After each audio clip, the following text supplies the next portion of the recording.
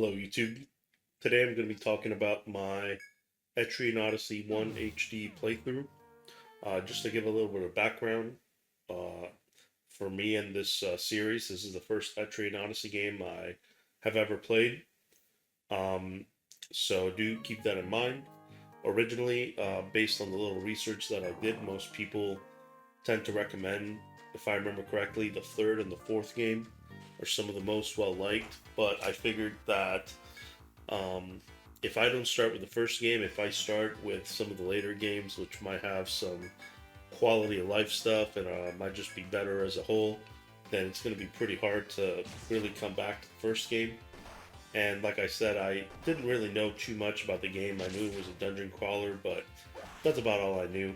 So this is pretty much my first and only experience so far with this series. I want to start out with some of the things that I liked about the game. The music was great. I pretty much liked most of the music. Like, there wasn't really a song that I did not enjoy. Both battle themes are great. I also really enjoyed sort of the background music for each of the stratums. The stratums are basically the levels of the game. Each stratum, I believe, has 5 floors, and there's a total of 6 stratums in the game.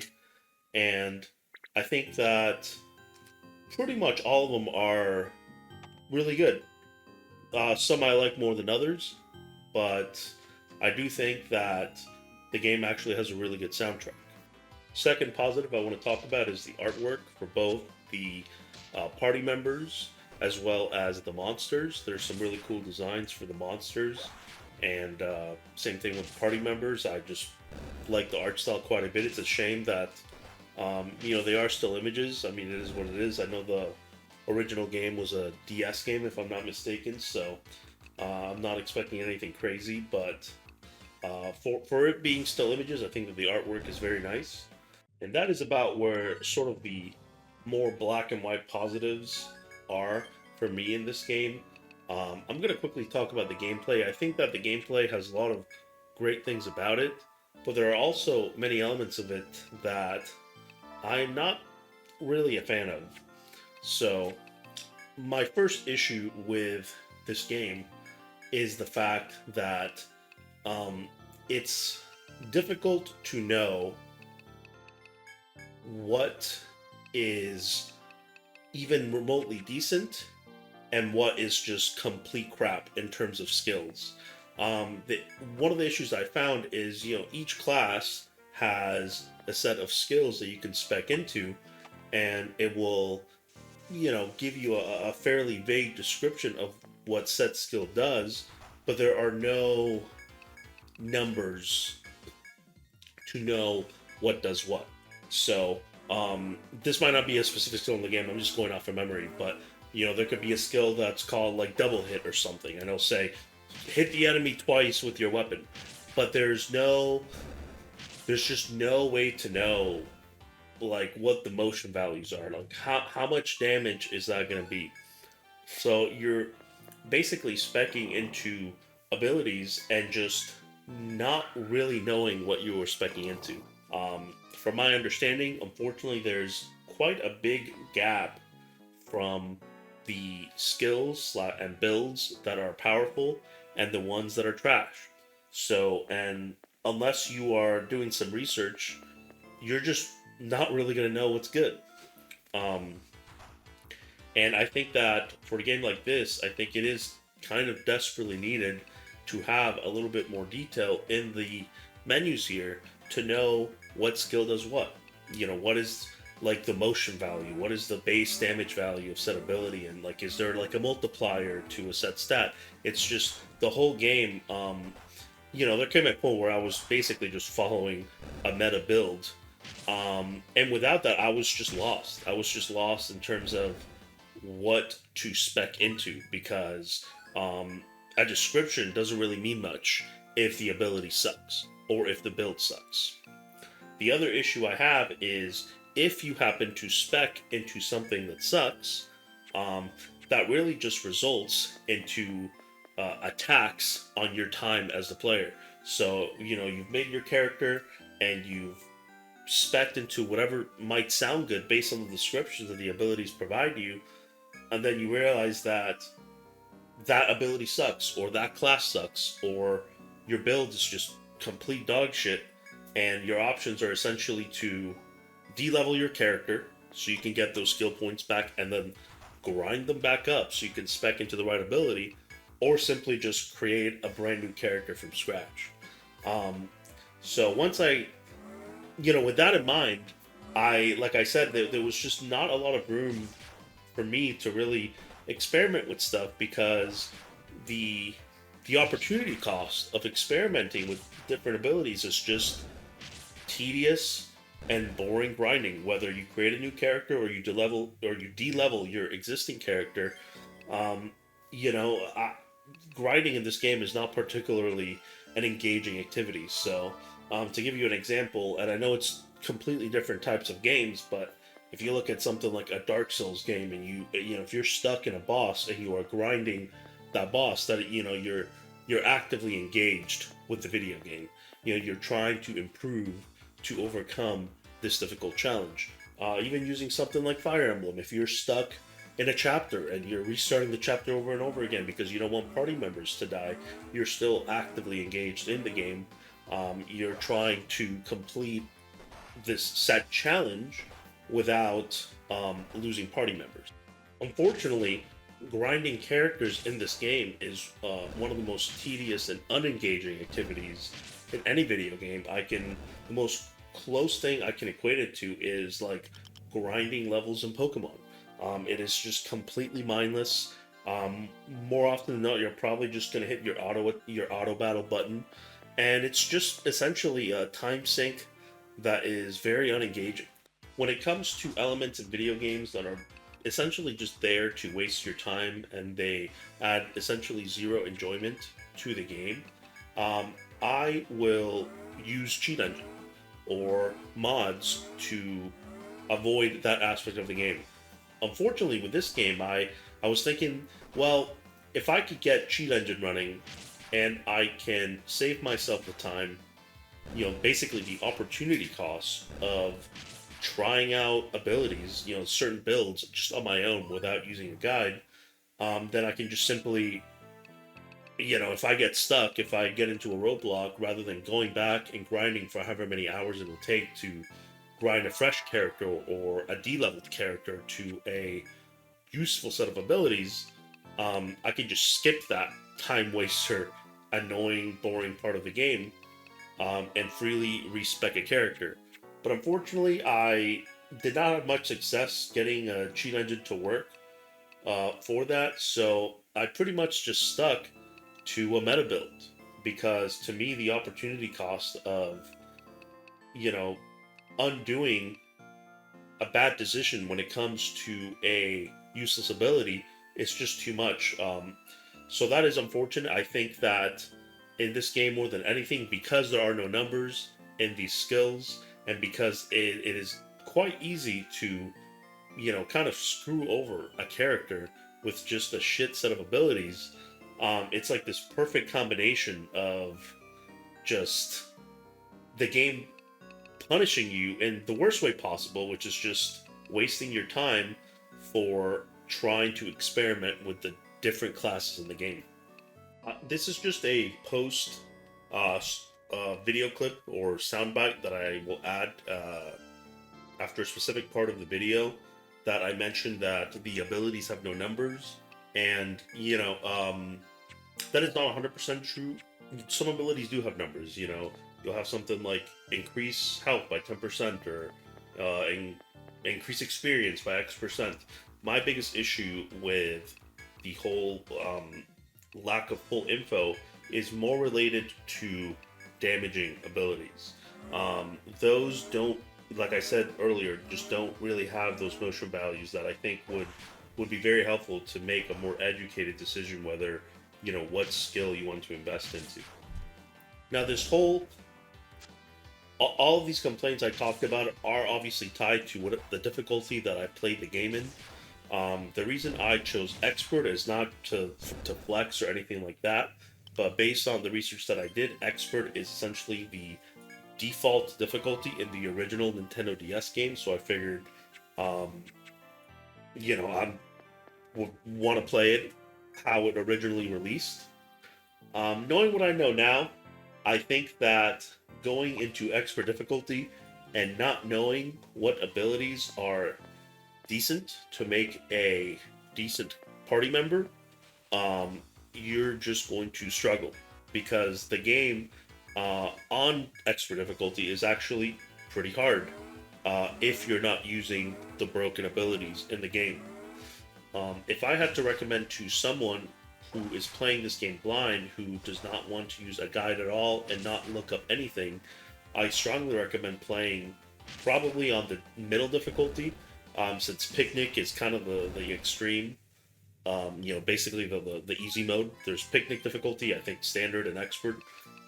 So I would recommend playing on the middle difficulty because if you pick expert and you have a shitty build, you are, going to hit a roadblock, whether it be with a set of enemies or a boss, and you're going to spend a lot of time just grinding, mindlessly grinding to undo mistakes for bad abilities that you might have chosen. And again, the game doesn't really do a good job of letting you know which abilities are bad because there are no numbers. I'm not going to say that it's impossible to find a more detailed numerical view of what each ability does, but even on the wiki, it doesn't really tell you. I'm just gonna say that it's not really that easy to find like detailed information for the abilities in this game. Another issue I had, and this might just be me, is how this game handles shortcuts. So essentially, pretty much most, if not every shortcut, is essentially an illusory wall from Dark Souls. And I didn't know this, so it's kind of obvious, like based on looking at my playthrough, that at the beginning I was not using a guide and I was making very slow progress because I was basically, getting to the second and third layer of the first stratum, running out of resources, going back to town, make it slightly farther, like very slightly farther, run out of resources, go back to town, and the process was just so grueling and slow that I thought I must be doing something wrong. Like there's just no way it is this slow. Only to realize that there are several shortcuts from getting across the stratum that I had just missed because they are, um, these invisible paths that you have to essentially hit the A button or your X button, whatever controller you're using, to interact with it, and then you've unlocked like a hidden shortcut. I'm really just not a fan of this at all. I'm not a fan of it in Dark Souls. I'm not a fan of it here. Um, I like the idea of shortcuts, but if the shortcuts are going to be hidden to the point where I have to essentially, hit the A button, hit the interact button on every single possible wall, with the possibility of there being a shortcut there, it's just not enjoyable for me. So I think that was kind of one of the turning points when I realized there was all these hidden shortcuts and there's just not really any way to know where they are unless, like I said, you just stumble upon them by chance. There came a point, I would say, around towards the end of the first stratum where I just basically had the map pulled up on my other monitor because it was either do that or just drop the game. And I really didn't want to drop the game. I mean, I think I bought the trilogy if I remember correctly, and it was like $40 or something. So I wanted to get my money's worth, and I wanted to finish the game. But there's just no way I'm going to sit here and walk facing the wall, spamming A. It's just, to me, that's just not an enjoyable mechanic. Um, it is unfortunate. I mean, the best way I can equate it to is like imagine if every bonfire in Dark Souls was behind an illusory wall. It's like, yeah, once you know where they are, you know, but if you don't, the game's just going to be absolute hell. So I'm really just not a fan of how the shortcuts work. I don't know if they work like this in every Etrian Odyssey game, because like I said, this is the only one I've played. But even if this is how they work in every future game, I'm just not a fan of it. And I was really just not enjoying my time very much prior to using the guide. And it was only once I started looking things up is when I found a little bit of enjoyment in the game because I was at least making progress. Because the progress I was making prior to the guide, prior to the map, was just so minuscule that I would have played this game for like 100 hours and possibly not even finished it. Another issue that this game has is, and this is specifically to the first game, again, I have read that later games are better when it comes to this, is the balancing. There are certain classes and certain abilities that are absolutely broken. Again, if you're playing blind, how do you know what's broken and how do you know what's dog shit? Well, you really don't. You kind of just have to experiment, I guess, or get lucky. So I'll talk about some of the broken abilities that I guess I used in my party. There might be ones I didn't use for other classes. But I would say, and I think this is pretty commonly known, that the most overpowered ability in the game is Immunize, which is a spell for the healer class, which essentially, from my understanding, is just like a percentage damage reduction to your party. So, it's so powerful that it can mean the difference between your whole party getting either one shot or almost one shot and taking very minimal damage. It is easily the most overpowered ability in the game. There is also a mechanic in the game where you can boost abilities. So if you have a boosted Immunize, for example, you're basically just like invincible. Unless you're fighting like the secret final hidden boss, which I also have any problems with, which I'll talk about later in the video. So yeah, Immunize just kind of breaks the game, and uh, you know, you could be playing on expert blind and be getting completely destroyed, uh, only to realize, oh well, now with Immunize, I can play the game. I'm sure that there are people who, obviously know a lot about this game, who specialize in this game, that can do runs on expert without Immunize. I'm not doubting that at all. But I think that to do that, you're gonna. I would think that that person would have to have pretty good knowledge of the game, and that's kind of leads back to one of my earlier complaints: is that the game just doesn't do a great job at telling you what things do. Again, I know it's a different genre of game or different type of JRPG, but like even looking at Fire Emblem, you see your character stats, you see the damage values of your weapon equipped. You can easily do the calculations of how much damage you're going to do, how much damage you're going to take. So I'm more engaged in that game because I feel like I can wrap my head around it. Whereas with this game, it's just like, okay, I'm going to put an extra skill here and hopefully it does more damage. And if it doesn't, then you just wasted a bunch of your time. Again, maybe I'm just an idiot, maybe I'm just a casual, but I just think that this game does one of the worst jobs that I have seen in any JRPG that I've played, in sort of just even not even teaching you how to play the game, but just like giving you the information that you need as the player to make an educated decision on how you're going to build the characters in your party. Another, not really ability, but class that is completely just overpowered. I'm pretty sure it's the highest DPS class in the game, is Survivalist. So Survivalist has access to, I believe it's called Multi-Hit, which is just a skill that I think it hits 3 times. I could be wrong, I'm going off of memory. But it's just basically a multi-hitting attack, and it just does a shit ton of damage. It also has access to this other skill called Pollen, I believe, which is, for... I know most people play Pokemon, so I'm just going to compare it to Pokemon. It's like a solar beam that takes like 3 or 4 turns, and when it hits, it just does a ton of damage. So, and it's kind of funny because even just the name of the class, Survivalist, makes it seem like this is more of like a gathering class or a utility class, and it turns out that it's just like this one of the best damage, if not the best damage class in the game. So this is just what I mean. Just another example of if you know, and if you don't, you might just have a shitty party with a crappy class. So I've already given about 2 examples of what I mean when it comes to once I started just seeing what classes are good and what abilities are good. I kind of just stuck to the same party for pretty much the entire game, actually. I'll quickly just go over the classes. You have your defender. I think that the defender is required if you want to fight the sort of the secret final boss in the game, because the defender has access to these defensive abilities that reduce damage for elemental attacks, and you absolutely need those. I don't think you need them maxed out, but I think you need them to like level 3 in order to just survive the attacks of the secret final boss.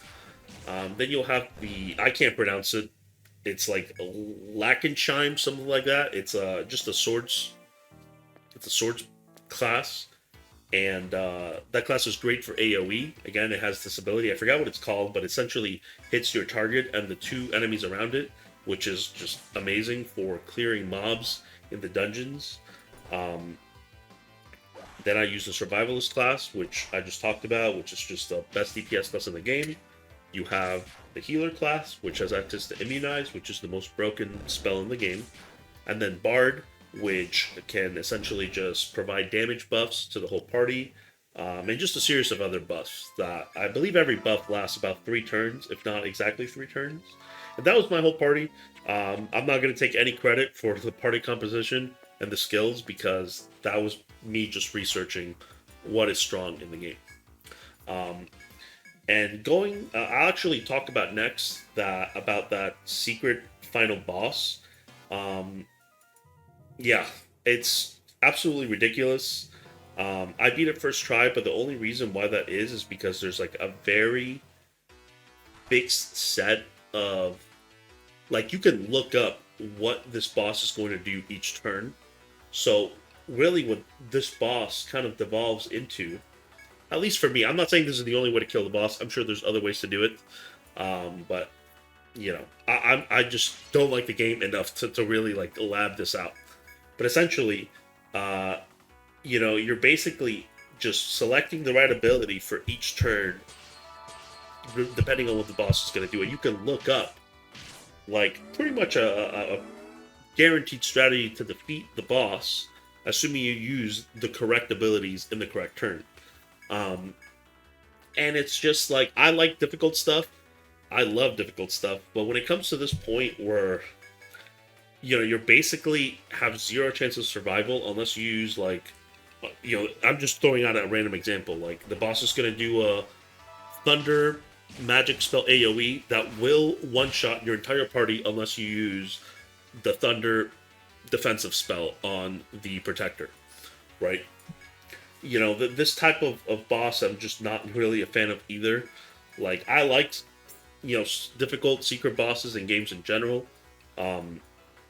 You know, Radiance and Hollow Knight, you know, Melania, Elden Ring, whatever. Like, I'm totally cool with, you know, difficult hidden bosses, but to this degree where, you know, either you follow this very extremely specific set of instructions or you just get one shot. I just think that just kind of sucks. So those are kind of my thoughts on that boss. I'm not really a huge fan of it, but that's just me. So overall, I don't really have much else to say about Etrian Odyssey 1. I'm glad I played it. I don't regret playing it. But if it wasn't for looking things up, I 100% would have not been able to finish the game. I'll quickly actually talk about the last the set of layers in the 6th stratum. Now, the 6th stratum is basically kind of like a post-game dungeon. And I understand it's meant to be difficult, but the level layouts for that stratum are just like hell. I mean, it's like nightmarish hell. I don't know how anyone of sane mind could sit down and actually map this stuff. Like, you have a floor where the walls are invisible. Actually, there are no walls. I'm sorry. The whole floor, everything's basically invisible. And there are these pits that if you fall down them, you fall down to the lower level into like essentially a poison swamp. So, you know, you have to go through the extremely slow and meticulous and tedious mapping process. Unless, you, of course, like me, you just have the map pulled up on your other screen. I don't know how anyone would have the patience to do this. I certainly wouldn't.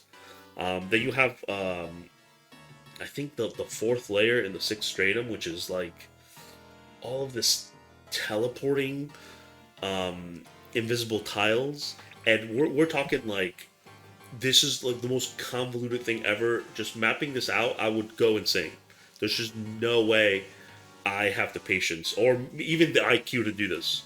So, I know that there's people that will probably actually really like that process. Like I don't doubt that, but it's definitely not for me.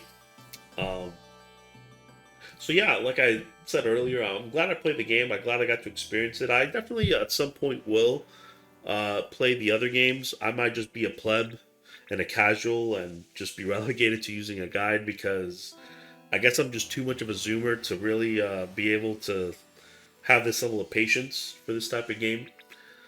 But it did feel good making progress, especially going from the beginning, using no guide, getting completely destroyed, making zero progress. Like, once I started making progress, I actually had the drive to fire up the game every day and play a little bit. But when it comes to like recommending this game, I don't think I could really recommend this game to anybody really. Um, just a combination of lack of info when it comes to the skills. Uh, just that really kills the game for me. I mean, I think this would be a game I'd recommend to someone if they like literally have nothing else to play and they need a game that can potentially fill in hundreds of hours of trial and error and tedious stuff, and they just need something to do. But for anyone that has even like a small backlog of stuff they want to play, I just think that Etrian Odyssey 1 just doesn't respect your time that well, which is why I have a hard time recommending it. For someone that wants to experience the game, I would say if you're playing on expert, I strongly recommend using a guide. That's just me. If you're that opposed to using a guide, I would recommend just playing on standard. But even then, like without a guide, good luck finding the shortcuts within the stratums. Again, the way the game works is that you essentially get a checkpoint at the beginning of each stratum, and each stratum is 5 floors. So, the shortcuts essentially help you navigate from the beginning of that stratum all the way to layer 5. And uh, if you don't find this, I mean, you're just gonna have a hell of a time just with random encounters and making your way all the way back without the shortcut to where you left off, assuming you ran out of resources or you had to teleport back to town. So yeah, I'm not a fan of the lack of info with the abilities. I'm not a fan of how the game handles the shortcuts. I'm not a fan of the secret final boss. Um, there's really not much of a story to speak of, if I'm being honest. So there's just not that much positive for me about Etrian Odyssey 1. So it's kind of a little weird because, again, I'm glad I played it. I don't hate the game, but I don't really think it's that good. Again, for the fans, maybe I'm just a pleb, maybe I'm just too low IQ to appreciate this game, but it's just a very tedious experience, and it really just demands so much of your time. And again, for me, there's hundreds, maybe even thousands of games that I would like to play, and I just can't. Like this game is just not that fun for me to devote like hundreds of hours to doing tedious activities here. But yeah, if I had to give a final rating to the game, I would honestly give it. I'm actually going to give it like a 3. And I was originally going to give it a 2, but like I said, I do like the music. I think that the combat can be good, but without the info to know, if you have to look up some random Google Doc or some random spreadsheet online just to have any clue what the hell damage values are for the abilities. It's just hard to really get invested into the combat. And yeah, again, this is just my opinion. I'm sure there's people that love the game, but for me, this game, yeah, it's just kind of like a 3. And any game that is just that dependent on a guide for me just to even finish it, I just can't really give it much of a decent score. But that's pretty much it.